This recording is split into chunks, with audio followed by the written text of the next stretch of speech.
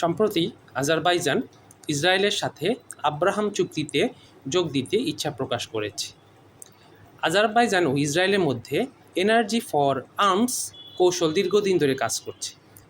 Azerbaijan তেল ও gas সরবরাহ করে, বিনিময়ে ইসরায়েল আজারবাইজানে অস্ত্র সরবরাহ করে। দুই দেশের বাণিজ্য প্রায় $1 বিলিয়ন নিকটে পৌঁছেছে, যার বেশিরভাগই অস্ত্র কেনাবেচা।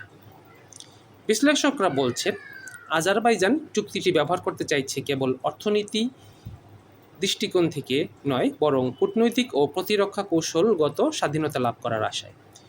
নিকট অতীতে আর্মেনিয়া থেকে বিশেষত নাগর্নো কারাবাখ দখল করার সময় তুরস্কের তৈরি ড্রোন, যা গেম চেঞ্জার হিসেবে কাজ করে, সাথে সাথে ইসরায়েলের তৈরি অস্ত্র আজারবাইজান ওই যুদ্ধে ব্যবহার করেছে।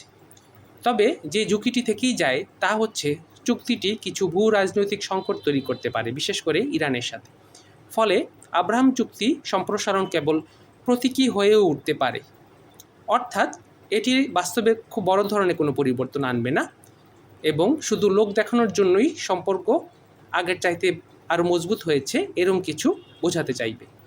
বিভিন্ন উৎস থেকে আজারবাইজানের ইহুদিদের সম্বন্ধে জানা যায়, সেখানে 7,200 থেকে 30,000 ইহুদি বসবাস করে।